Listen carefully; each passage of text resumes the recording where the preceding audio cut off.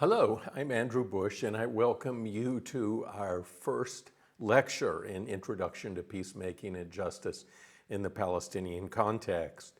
And today I want to speak briefly on the challenge of peacemaking and give some overall ideas about peacemaking and justice. In this photograph, which is in Gaza, this is of the conflict that was in Gaza in May. And the violence of that conflict is a reminder of how important peacemaking is in our world and peacemaking in Israel-Palestine. People continue to die. People continue to suffer here. And so studying peacemaking and justice could not be any more relevant than it is. Peacemaking and justice study asks a number of questions. How can conflict be transformed into lasting peace? What does peace mean in specific contexts? What is the relationship of peace and justice? And what is the role of culture in conflict and peacemaking?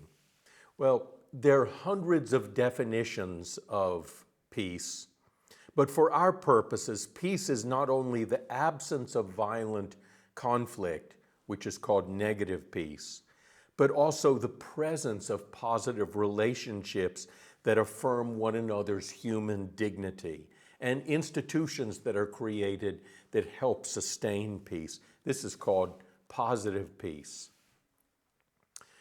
Peacemaking and justice studies are important because more peace is possible when people possess the necessary knowledge and skill to be peacemakers in our world.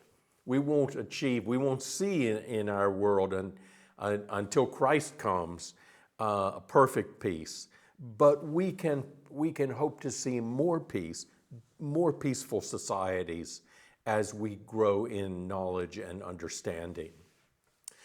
It's important to understand that this topic of peacemaking begins in our everyday lives. It's not just an ivory tower discussion.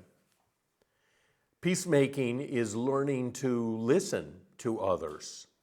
Peacemaking includes the voices of those who have been excluded and brings them into the conversation.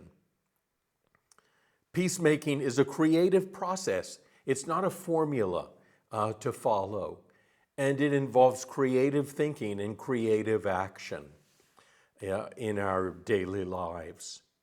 After World War II, there was a huge growth in the peace studies movement. Today, there are over 400 programs in colleges and universities around the world. Some of the most important and oldest of peace studies programs include the Peace Research Institute of Oslo, Norway, the Department of Peace and Conflict Research at Uppsala University in Sweden, and the Stockholm International Peace Research Institute.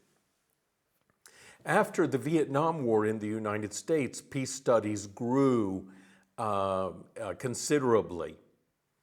Peace studies in the U.S. have traditionally been associated with Anabaptist peace churches and their associated colleges and universities. And these peace churches, include the Quaker Church, the Society of Friends, and the Mennonite Church. I'd just like to mention Dr. Saed Echan, who is a Palestinian, chairs the 100-year-old Peace Studies program at Swarthmore College in Pennsylvania, which is a Quaker or Friends institution. And I should just mention that Dr. Echan was my student for 3 years at the boys' school in Ramallah, the Friends Boys' School in Ramallah. So I've had the joy of working with Dr. Echan since he was in junior high school. Dr. John Paul Lederach, whose Mennonite is a name that you should know, He leads the Kroc Institute for International Peace Studies at the University of Notre Dame.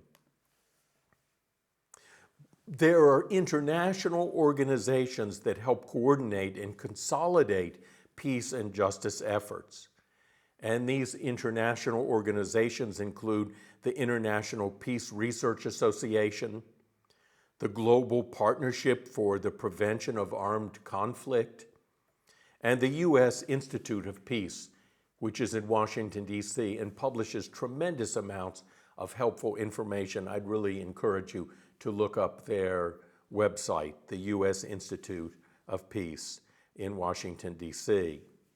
Numerous journals also are focused on peacemaking and publish the research of peacemaking scholars.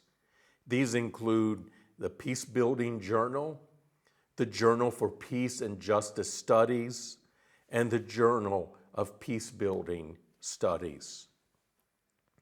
The global spread of peace studies reflects the global need, that violence has affected every corner of our globe. Martin Luther King, in his famous letter from a Birmingham jail, wrote, "Injustice anywhere is a threat to justice everywhere. We are caught in an inescapable network of mutuality, tied in a single garment of destiny. Whatever affects one directly affects all indirectly." And so lack of peace in Israel-Palestine will affect you wherever you are in some way. And so peace studies is important in every context. This course and our program is set within the context of the Palestinian experience. And as you look at this very difficult photograph to look at, that context has been a context of violence. Especially it has been in Palestinian peacemaking has been set within the context of the occupation of the Palestinian territories of the West Bank, Gaza, and East Jerusalem. What are some comments we could make about the nature of conflict? Conflict, of course, is universal, as I've just mentioned. Conflict can lead to good if the proper attitude and approach is taken to resolve that conflict. But unaddressed conflict can lead to terrible violence and ultimately intractable conflicts, as we see here in Israel-Palestine. At the U.S. Institute report on terrorism of December 2020, it speaks of the growth of terrorism in the world and that conflicts that are left unaddressed lead to greater terrorist activity, which threatens societies everywhere. The value of resolving conflict is that establishing sustainable peace and justice is vital for society's well-being. Healthy communities provide an environment in which people can realize their full potential. But societies that are racked by violence will constrict the ability of people realizing their full potential as human beings. In that photograph I showed you a moment ago of the boy, Palestinian boy, being manhandled by Israeli soldiers, how will that affect him? How will that affect him as he grows up into young adulthood? How will that affect him realizing his full potential in life? Peacemaking and justice are intertwined. For peace to be realized, there must be justice for those who are oppressed. We need to plant justice in order to harvest peace. Peace without justice will not be lasting and is an insult to those who are suffering under injustice. Referring to Martin Luther King again and his letter from a Birmingham jail, he comments on how peace must be based on justice.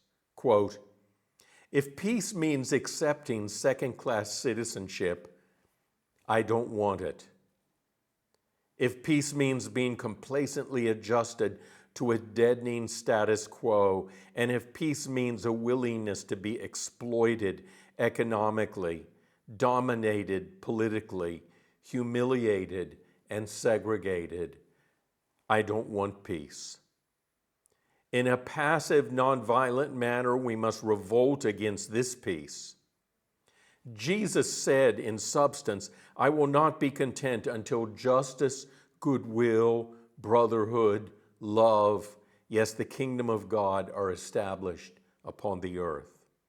This is real peace. Peace is the presence of positive good," end quote. Look at this photograph of this young boy and his little brother who are looking at their house that has been demolished by the Israeli authorities. First of all, what does this mean for their life and the realizing of their full potential as they grow into young adulthood as men? How will this affect their family's financial well-being, and what will that mean for their future? But we can ask, what will peace mean for these boys until they can live in a house as securely as Israelis can without the fear of their house being torn down because it doesn't have the right, quote, papers? What will peace mean for Gazans unless they're able to travel freely and leave Gaza, have access to airports and travel throughout the world freely as you and I do? To be constricted in Gaza, to be contained in Gaza without the freedom to travel, peace would be meaningless to Gazan people. You know, something I think that we should ask is, why does it seem like voices for peace are always swimming against the stream, swimming upstream, so to speak? And this is a topic I discuss in the first lecture of our second course, but I just want to speak about it here. Culture has tremendous power to mold us. And when societies communicate that peace is only found through might and militarism, that affects the way we think. And really we can say we live, wherever you are living, you are living in a very militaristic-based society in which the security of your nation, it's always stressed, is based on the strength of your military. Well, that affects the way we think about peace and peacemaking. And when our mindset is formed by militarism, nonviolent peacemaking seems like a quixotic dream, unrealistic, and really irrelevant. But it's one of our convictions that the work of God is to change our worldview. The prophet Isaiah said of the Messiah that he, the Messiah, will judge among the nations and shall rebuke many people, and they shall beat their swords into plowshares and their spears into pruning hooks.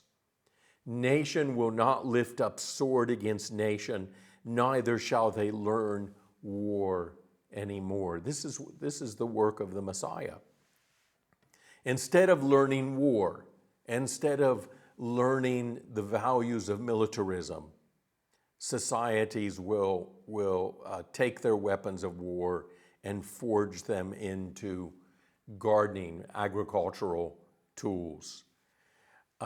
Jesus introduces a perspective that is counter to that of militarism. Let me say a little bit more about that. Towards the end of Jesus' earthly life, as he approached Jerusalem before he was crucified, Luke chapter 4, verse 19 reads, "Now as he drew near, he saw the city and wept over it, saying, 'If you had known, even you, especially in your day, the things that make for peace. But now they are hidden from your eyes. For the days will come upon you, your enemies will build an embankment around you, surround you, and close you in on every side.'" Why did Jesus weep over Jerusalem? He wept because they did not know the things that make for peace, even in their day. There's a high price to pay for not knowing the things that make for peace, and that is that people will suffer violence. Just in this last week, the United States Army pulled out of Afghanistan after 20 years of war. And those whom they had been fighting, the Taliban, immediately took control of the entire country. What was the purpose of that war? Who was listening to the very few voices that were calling for peacemaking when America sent those American troops into Afghanistan? And what's been the cost of that war? Several thousand American soldiers killed, untold innocent Afghan civilians killed, soldiers from other nations. There is a high price to pay where we turn our back on the things that make for peace. It's important also to recognize that other faiths stress peacemaking, and we need to listen to one another. Dialogue breaks down barriers of misunderstanding, which helps us find common ground and helps us be peacemakers in our respective societies. In this course, you'll listen to Dr. David Elcott speak on peacemaking and Judaism, and Dr. Martin Akkad in Lebanon speak on Christian-Muslim dialogue in Lebanon in the Middle East. For centuries, Christians have only viewed Muslims as enemies. And the result of that is that Islam has never really seen the peaceful face of Christianity. They've seen the face of Christians as crusaders. And in order to promote peace in our world, how important it is that we begin to listen to our Muslim brothers and sisters and hope that they can hear us and hear Christian voices that are different from those voices that have only seen them as enemies.